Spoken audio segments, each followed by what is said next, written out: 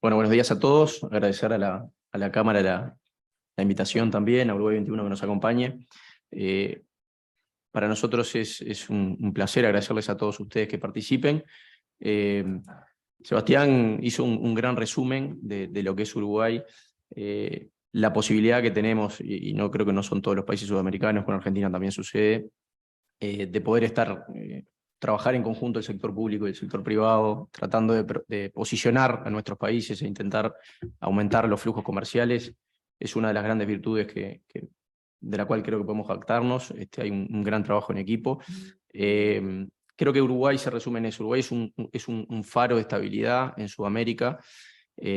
Constantemente nosotros luchamos con el hecho de que, y no lo podemos negar, somos un mercado muy pequeño, ¿sí? Entonces, generalmente cuando nosotros vamos a hablar de Uruguay al exterior, lo primero que decimos es Uruguay como mercado destino, pero Uruguay también como puerta de entrada a mercados más importantes en cuanto a población, pero que quizás no tienen la estabilidad o que no tienen la facilidad de hacer negocios que sí puede ofrecer Uruguay. Sistema territorial cuasi puro. Es muy parecido al sistema tributario que tiene Hong Kong, por ejemplo, ¿sí? O al que tiene Costa Rica. Nosotros en general grabamos con impuestos solo lo que ocurre dentro de Uruguay. Por supuesto hay excepciones, ¿sí? Pero en general eso es un concepto muy importante para entender un poco lo que yo les voy a contar ahora. Primer punto, todo lo que tiene que ver con impuesto a la renta, ya sea corporativo o personal, nosotros tuvimos una reforma muy importante en el 2007 y básicamente tomamos lo que es el sistema español. ¿Sí? O sea que es casi una copia con nuestros condimentos, digamos. ¿Sí? Tenemos un IRAE, que es un impuesto a la renta corporativo de 25%, o sea, la misma tasa que tienen acá. Después, yo ahí menciono todo lo que tiene que ver con retenciones cuando el dinero sale de Uruguay. ¿Sí? Van a haber básicamente hay tres tasas, que son 0, 12 y 25. 25% aplica solamente cuando se hacen pagos a paraísos fiscales. Hay una lista de países y les diría que es difícil encontrar un país en la práctica porque la lista quedó, digamos, por todo el intercambio mundial que hay de información financiera, esa lista se fueron eliminando países y les diría que hoy es muy difícil que exista una retención del 25%. Cuando las empresas que se instalan en Uruguay distribuyen dividendos pueden pagar 7% o 0%, el 7% es la tasa normal, digamos, el 0% aplica cuando previamente aplicó una exoneración del impuesto a la renta corporativa de 25%, aplica también una exoneración en los dividendos. Le voy a poner un ejemplo. Sebastián hablaba, hay una exoneración que yo voy a hablar un poquito más adelante de la industria del software. Si una empresa se instala en Uruguay y empieza a desarrollar software y cumple determinadas condiciones que establece la normativa, va a tener una exoneración del 25%, es decir, no va a pagar impuesto a la renta esa empresa en Uruguay. ¿Sí? Cuando esa empresa distribuye dividendos al exterior, tampoco va a pagar la retención del 7% sobre los dividendos. O sea que cuando yo tengo un beneficio tributario sobre impuesto a la renta corporativo, ustedes tienen impuestos a las sociedades acá, tampoco aplica una retención en la distribución de dividendos. ¿Sí? Por lo cual, hay una serie de actividades que para el país son muy importantes, que están beneficiadas con exoneraciones y que permiten que las empresas puedan instalarse, puedan invertir y se pueda, siempre generalmente están atados a la generación de empleo, llevarse el dinero sin impuestos a la renta en Uruguay. ¿Sí? No solamente el corporativo, sino también el de la casa matriz, por ejemplo, en España, o de los accionistas, personas físicas que tengamos en España. ¿Sí? Después tenemos, en las retenciones a intereses, en general la tasa es el 12%, hay una exoneración ahí específica que está un poco acorde con esto que yo les decía, si la empresa que está en Uruguay que paga intereses al exterior no paga impuesto a la renta corporativa, es decir, si tiene alguna exoneración o realiza parte de su actividad en el exterior de Uruguay y por lo tanto no paga impuestos en Uruguay, tampoco aplica la retención sobre intereses, o sea que eso es muy utilizado para lo que es el financiamiento de subsidiarias uruguayas. ¿Sí?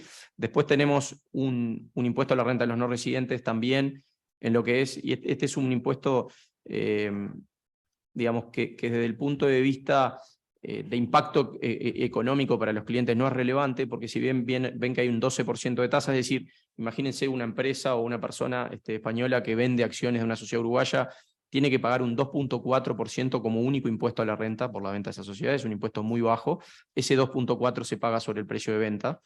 En el caso particular de España, además, como ustedes saben, lo voy a mencionar un poquito más adelante, Sebastián ya lo dijo, tenemos un convenio para evitar la doble imposición.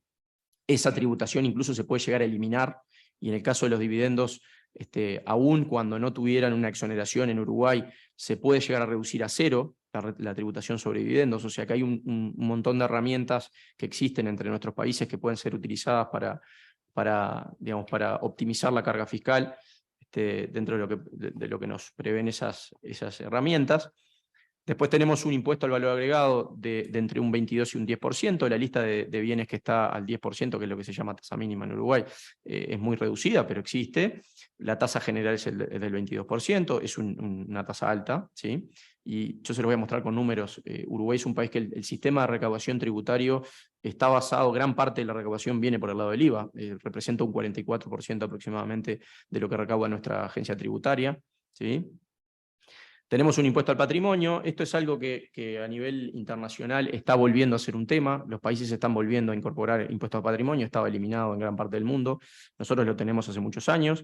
En el caso de las empresas que operen en Uruguay, tienen que tributar el 1.5% de su patrimonio en Uruguay al cierre fiscal. Es decir, de vuelta en el concepto de territorialidad. Si yo tengo mercadería en el exterior, si yo tengo cuentas a cobrar en el exterior, si tengo cuentas bancarias en el exterior, inversiones, eso no tributa impuesto a patrimonio en Uruguay. Lo único que tributa son los bienes o activos que yo tenga en el país, ¿sí? O sea que es un impuesto que en general no termina siendo muy relevante para las empresas. Depende un poco de la actividad en la que vaya a estar. Después menciono un impuesto que se llama el IMESI, que es un impuesto que supuestamente grava bienes de lujo, y digo supuestamente porque hay una lista de bienes que son los que están gravados por este impuesto. Es un impuesto que grava la primera enajenación. Entonces, les voy a poner un ejemplo: cosméticos, ¿sí? Cosméticos y perfumería. Es decir, la primera enajenación de cosméticos y perfumerías están grabados, las tasas son altas, ¿sí? Pero en general es un impuesto que se le traslada al consumidor. Por eso a veces sucede que Uruguay, sobre todo cuando recibimos visitas de nuestros amigos argentinos, que nos dicen, che, Uruguay es carísimo. Y claro, el tema es que tenemos dos grandes factores. El primero es que, como bien lo dijo Sebastián, el PBI per cápita de Uruguay es alto para lo que es Latinoamérica. Es el país que tiene el PBI per cápita más alto. Son aproximadamente estos $20.000 que mencionaba Sebastián. Yo chequeaba el de España, creo que están cerca de unos 30.000 aproximadamente. O sea que la gente gana bien. El salario mínimo nacional hoy está, por el tipo de cambio, alrededor de unos $540, para que se hagan una idea, ¿sí? Y después tenemos este tipo de impuestos que a veces hacen que se le traslade al precio del consumidor, haga que empuje un poco el precio al alza, ¿sí? O sea, este es un impuesto que, insisto, terminan soportando los consumidores. Hay una lista, como decían, están los combustibles, grasas, lubricantes, tabaco, cosméticos, perfumería, bebidas alcohólicas y algunos otros más, ¿sí? Lo mencionaba también Sebastián, no tenemos control de cambios, hay libre repatriación de divisas, ¿sí? En Uruguay. En ese sentido es bien fácil hacer negocios. Ustedes pueden trabajar con la moneda que se quiera, no hay restricción al uso de moneda, se puede trabajar con la moneda que se quiera. No hay ningún tipo de control de cambios de ningún tipo, no hay que hacer ni declaración jurada para llevarse el dinero afuera. O sea, ustedes pueden entrar y sacar el dinero cuando deseen. Esto es muy importante y se ha mantenido de que yo recuerde, creo que nunca existió control de cambios en Uruguay. Después tenemos lo que nosotros llamamos Resolución 5197. Esto es algo que no se conoce mucho, o sí, digamos, pero es una herramienta. Esto es así, esto es una resolución que emitió la Autoridad Fiscal Uruguaya, la Agencia Tributaria Uruguaya, en el año 97, y ha sido utilizado por empresas multinacionales de manera muy importante en Uruguay. Básicamente esto funciona así, es decir, las empresas que se instalan en Uruguay y van a hacer trading de bienes o servicios sin pasaje físico por Uruguay, es decir, pongo un ejemplo, instalo una empresa en Uruguay con sustancia económica, con gente, ¿sí? Compro bienes en China, los vendo en Argentina y los vendo en Brasil, sin que esos bienes pasen o toquen suelo uruguayo. Yo, como único impuesto a la renta que voy a pagar en Uruguay, es, como ven ahí, el 0,75% del precio de venta menos el precio de compra de la operación. Ese es el único impuesto a la renta. El 25% termina siendo, como tasa efectiva final, 0,75% sobre el margen bruto. Es casi cero, ¿sí? La condición es que no toque suelo uruguayo en la mercadería y obviamente tiene que haber sustancia económica, ¿sí? La normativa no lo exige, pero es lo recomendable, ¿ok? Después, cuando me llevo los dividendos, si estoy con España arriba, probablemente la distribución sea cero, porque el convenio me lo bloquea. En caso contrario, tengo un adicional 0,21%, por lo cual es un impuesto total de 0,96% del margen bruto de la operación. Es casi inexistente. Les diría, hay muchas multinacionales europeas instaladas funcionando con este régimen, ¿no? Ha sido muy utilizado. En lo que es impuesto a patrimonio, como generalmente son bienes que están en el exterior, no es un impuesto que afecte a quienes se instalan bajo este régimen, porque está todo en el exterior y no pagan impuesto a patrimonio. Y el IVA tampoco, porque nunca ingresa la mercadería Uruguay, ¿no? Ni la mercadería ni los servicios. O sea que esto ha sido muy utilizado. La industria del software. La industria del software. Como bien decía Sebastián también, esto es una industria muy pujante en Uruguay, genera, diría en el mundo, ¿sí? En Uruguay en particular es una industria que en todos los países, en Argentina pasa lo mismo, en Colombia hay una gran demanda por mano de obra, hay un gran déficit a nivel empresarial de mano de obra calificada para esto. Hay una exoneración de impuesto a la renta que va diría que va entre 0 al 100. En general, todas las empresas que operan en software cumplen las condiciones para estar en el 100% de exoneración. O sea que yo me puedo instalar con una empresa en Uruguay, contratar programadores en Uruguay o prestadores de servicios y no voy a pagar el impuesto a la renta del 25% ni tampoco cuando me llevo los dividendos. ¿Sí? Sí voy a tener que tributar el impuesto al patrimonio, pero en general es un impuesto, insisto, que no tiene un mayor impacto. Y en el tema del IVA, en la industria del software no tiene un gran impacto en el IVA, porque generalmente mucho es exportación de servicios, por lo cual tampoco tengo IVA ahí. Incluso me permiten recuperar el IVA compras asociado. O sea que la industria del software es otra de las que cuenta con grandes beneficios. Este es el último beneficio que voy a mencionar. Después les voy a tirar simplemente titulares de otros que existen, pero no voy a hablar de ellos. Me pareció que el otro importante mencionar, porque ha tenido un gran empuje en la industria de la construcción, es lo que se llama vivienda de interés social. ¿Sí? Vivienda de interés social básicamente es viviendas en determinadas zonas de Uruguay. Les diría que en el interior del país todas califican, ¿sí? En Montevideo algunas zonas sí, otras no. ¿En qué consiste esto? Uno presenta un plan de inversión en construcción de viviendas residenciales, ¿sí?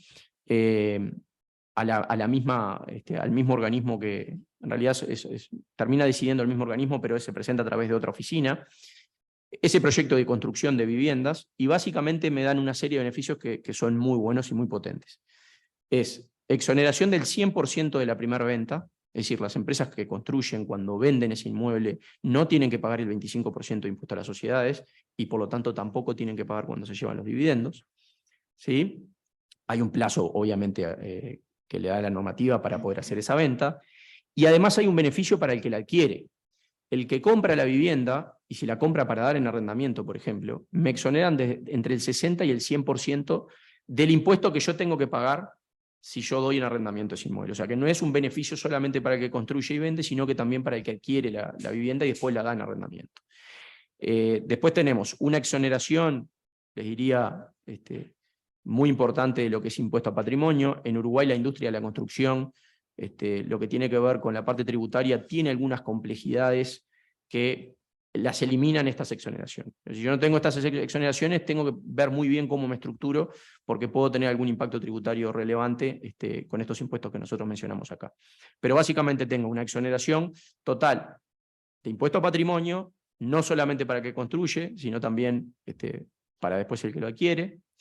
Y en el IVA lo mismo, una exoneración. Exoneración y devolución del IVA de lo que adquiero en plaza. ¿Ok? Entonces, esta ley le ha dado un empuje a la construcción increíble. O sea, hoy ustedes caminan por Montevideo y en todas las esquinas de determinados barrios hay construcciones de edificios, ¿sí? De viviendas, básicamente. Me acompañan Máximo y Álvaro, son hermanos ellos, ingenieros en petróleo, pero yo voy a arrancar con un poquito más de historia para justamente responder a tu presentación, porque es el último país en el que piensan los empresarios en invertir. Y la verdad es que es el último país en el que piensan, pero a su vez es en el primero en el que muchas veces piensan para recurrir a encontrar recursos humanos. España emplea muchísimos profesionales que se formaron en las universidades públicas argentinas y no se utilizan a esos recursos para mano de obra, digamos, operativa, sino como líderes de equipos que vienen a formar a otros. Y eso tiene que ver con la historia de Argentina, una historia muy particular, pero muy atrapante. Simon Kuznets es un premio Nobel que define que existen 4 tipos de países, los definió en su momento, y decía que existen los países desarrollados, los países en vías de desarrollo, existen Japón y Argentina. Creo que esta definición tiene que ver un poco con la historia. Para los que no crean que soy argentino, yo soy chaqueño de un pueblo del norte de Argentina, un pueblo de una colonia de inmigrantes. Mi apellido es ucraniano Tengo un abuelo español, soy García, el segundo apellido, otra abuela ucraniana y otra abuela búlgara, con lo cual para mí estar aquí hoy es un honor muy grande. Soy el fundador de Expansión, con lo cual estoy acompañándolos a todos ustedes en esto. Nací en un pueblo en donde no hay agua potable, no hay cloacas, y nací en la escuela pública, así que para mí realmente es un honor estar aquí hoy. Esas oportunidades las da solo Argentina. Si yo hubiese nacido en Colombia, en donde las clases sociales ascendentes son muy cerradas, ninguna persona de una clase media baja podría estar hoy presentando esta ponencia aquí. Debería ser de alguna familia de clase alta colombiana seguramente, con todo el respeto y el amor que le tengo a los hermanos colombianos. Esta definición de los 4 países pone a la Argentina en, en un lugar distinto, con reglas del juego distintas. Y hablar de seguridad jurídica en Argentina y hablar de estabilidad, ya luego de tantos años de inestabilidad, es como que ya tenemos la certeza de que Argentina va a ser inestable. Entonces no podemos hablar de que hay una inestabilidad, sabemos que va a ser así, que no van a, seguramente las reglas del juego cambien permanentemente, pero nosotros a lo que venimos acá y el mensaje con el que queremos que quizás se vayan es que es una tierra de oportunidades muy grande, en el que, un país en el que las características geográficas de recursos humanos y a su vez las características históricas de nuestro país, que a principios del siglo XX se encontraban como la potencia más importante de América al mismo nivel que Estados Unidos, hizo que gran parte de la inmigración europea luego de Nueva York haya ido a la Argentina. Ya nos metemos en petróleo y energía, particularmente con Álvaro. Álvaro, aparte de ser socio en Expansion, es el director de la carrera de Ingeniería en Petróleo en el Instituto Tecnológico de Buenos Aires, con lo cual acá sí que conocemos bien en detalle cómo es de punta a punta toda la cadena de valor. Creo que acá vamos a hacer un peloteo entre... La Argentina tiene más de 100... El descubrimiento oficial de petróleo en Argentina es en 1907, pero indirectamente se estaba produciendo desde antes, cerca de finales del siglo XIX. Y entonces, tanto en el agro como en petróleo y minería que viene después, tenemos más de 100 años de desarrollo tecnológico y desarrollo de recursos humanos especializados en estos rubros. Y en particular, lo que ocurre en la industria del petróleo y gas, en la industria de los hidrocarburos, es que todo ese desarrollo tecnológico y de recursos humanos que se hizo en el desarrollo de los hidrocarburos convencionales, cuando en 2013 aparece o se hace el primer estudio grande internacional de los recursos no convencionales, y posicionando a Argentina como el segundo en volumen de recursos de gas y cuarto en recursos de volumen de hidrocarburo del mundo, de golpe nos encontramos con una situación donde tenemos un montón de recursos y conocimiento y know-how de la industria aplicado listo para aplicarse en un desarrollo que está incipiente y recién arrancando. Estados Unidos, una parte de Rusia y la Argentina son los primeros que empiezan a transitar este camino del desarrollo de los no convencionales. En Vaca Muerta el foco por ahora del no convencional está en la zona centro-oeste, alrededor de la provincia de Neuquén, un poquito Río Negro, sur de Mendoza. De hecho, está un poquito el mapa, como para que lo vean. Todo alrededor de esta zona es el desarrollo de Vaca Muerta. Entonces, nada, la Argentina como a nivel país entiende la oportunidad del desarrollo de este recurso y homologan o norman esta ley donde tiene como objetivo el desarrollo de todos los no convencionales. A nivel mercado, estamos hablando de entre 2 y 5 trillones o entre 2 y 5 millones de dólares si se pudiera desarrollar por completo Vaca Muerta. Estamos hablando de más de 100.000 pozos no convencionales, cada uno de entre 10, 15, 20 millones de dólares en función de cómo se esté desarrollando. Es uno de los partidos más grandes que tiene la Argentina por jugar. Y como mostraba Iván en su presentación, recién se ha desarrollado entre el 2 y el 4%, depende de los límites que definamos. Además del Mundial que ya lo ganamos en diciembre. Otro partido grande que había por jugar. Y lo que empieza a ocurrir es un montón de las petroleras o de las empresas de energía que hoy están transformando su imagen de desarrollo puramente hidrocarburífero a todas las energías, tanto no renovables como renovables, que ya estaban en la Argentina, algunas con capitales nacionales, otras con capitales internacionales, empiezan a transitar este camino de desarrollo Vaca Muerta, y muchas son empresas internacionales. Gran parte de las internacionales son europeas, que estaban ya desarrollando el convencional en la Argentina, empiezan a transitar el desarrollo no convencional. Como bien dice Iván, muchos de los jugadores más grandes de desarrollo no convencional son empresas europeas o americanas, y que están jugando un partido mucho más largo, ¿no? Están haciendo desarrollos que son a largo plazo. Un poco independizados de la volatilidad transitoria de la Argentina, o transitoria constante que recorre la Argentina, pero el desarrollo energético, la independencia energética que trae aparejado ese desarrollo es fundamental tanto para la Argentina como para usarlo como disparador de cualquier desarrollo potencial, como para el resto del planeta, para usarlo para asegurar o para distribuir la fuente de ingreso de recursos energéticos, para no depender de un solo jugador o de pocos jugadores que terminan definiendo el mercado.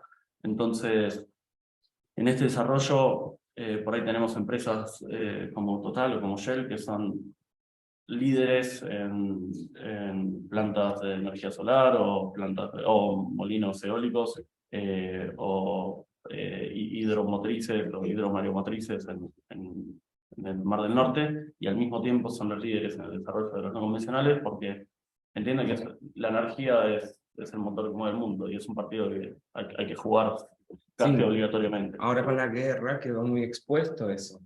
Todos estaban dependiendo del gas de Rusia en toda Europa, y no sabían si iban a calefaccionar las casas. Entonces es muy lindo ver los molinos de viento cuando uno se toma Renfe de aquí hasta Barcelona, pero no alcanza para calefaccionar las casas. Entonces, digamos, hay como un doble estándar respecto al consumo de las energías y a la inversión. Pero que eso no los confunda, que invertir en esta industria puede ser muy rentable si lo que se busca es rentabilidad. Sí, hay que encontrar un balance sin duda, y todas las empresas que van haciendo el mix entre los renovables y no renovables van buscando justamente ese balance. Pero como bien dice Iván, en el mientras tanto la rentabilidad de la industria hidrocarburífera sigue siendo un orden de magnitud por encima de las energías renovables. Incluso en algunos lugares donde, mismo Argentina, hay algunas ventajas impositivas o algunas leyes de fomento para energías renovables.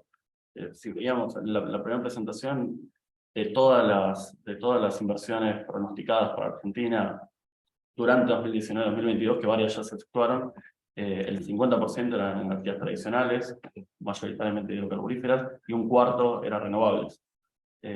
Todo el norte o noroeste de la Argentina están montando plantas de energía solar, que es uno de los mejores lugares del mundo porque está alto, tiene una incidencia solar muy buena, que da una eficiencia de los paneles solares del orden del 30%, que es casi de los mejores del mundo, en lugares muy secos donde los paneles solares tienen muy poco daño, tienen muy poca pérdida de eficiencia en el tiempo, y toda la región sur, que tiene uno también, parece el chiste, uno de los mejores vientos del mundo, donde hay una corriente continua de viento de los Andes hacia el mar, que permite un viento muy estable, que es lo que más requiere un desarrollo de energía eólica. No así la velocidad del viento, si es variable, sino la constancia del viento. Y obviamente como país se trata de buscar ese balance. Una gran parte o parte de las empresas de capitales locales que están ahí, lo que hacen es desarrollan su vertical de oil and gas y usan eso para financiar proyectos más a largo plazo de energías renovables o en paralelo. El desarrollo full de Vaca Muerta puede llevar, va a depender de la infraestructura que logre desarrollar el país y del capital que aterrice, pero estamos hablando de que se estuvieran haciendo a razón de entre 500, 1000, 1500 pozos por año, de un pool potencial de 100.000 pozos. Entonces, puede ser 100 años de 1000 pozos por año, o si esto llegara a despegar, por ahí en 20 años haces un desarrollo completo, pero tiene que acompañar el contexto. Hay muchas empresas que se están asociando para hacer el contexto, justamente de infraestructura en ductos de desalojo de los hidrocarburos, en carreteras, en servicios aledaños que son requeridos para el desarrollo, y en ese contexto es donde los pocos jugadores que están haciendo el desarrollo del hidrocarburo derraman en la cadena hacia abajo oportunidades para cientos o miles de empresas de servicios, que cada perforación de un pozo no convencional que cuesta, como decíamos, entre 10, 15, 20 millones de dólares, requiere un ecosistema de servicios asociados a eso, que cuando lo ves en uno de estos desarrollos es un pozo que por ahí, o un set de pozos que se está perforando durante algunos meses, y es una pequeña ciudad que se monta, se desarrolla y se desmonta y se va a la siguiente locación. Eso emplea cientos de personas y cientos de servicios. Todas esas empresas de servicios van apareciendo, están ahora generándose y están haciendo muchas el cambio de escala del desarrollo convencional, que era mucho más reducido en intensidad de capital requerido, a este desarrollo no convencional, que es 1 o 2 órdenes de magnitud superior. Entonces, en ese desarrollo del ecosistema de proveedores hay infinidad de oportunidades de inversión, o mismo directamente en las empresas desarrolladoras, en las empresas operadoras, como partnership o como sociedades para el desarrollo mismo. Para sumar a lo que dice Álvaro, quiero que entiendas, nuevamente Iván hizo foco hace unos minutos, Iván Vicente hizo foco hace unos minutos en los nuevos unicornios argentinos de tecnología, fintechs, agritech, etcétera, que superaron la valuation de los $1.000 millones. Para que se den una idea, hoy en día hay un desarrollo que está siendo vista en San Petrolera Argentina. Nosotros particularmente a veces certificamos las reservas potenciales de estas compañías, que tiene solamente un yacimiento un valor presente neto de 15 billions. Es decir, un desarrollo que tiene un potencial de acá a 15 años serían el equivalente a 15 unicornios de estos. ¿Okay? Entonces, ¿qué quiero transmitir con esto? Que estoy hablando de un yacimiento de una compañía. Hay 45 compañías y más de 250 yacimientos con este mismo potencial.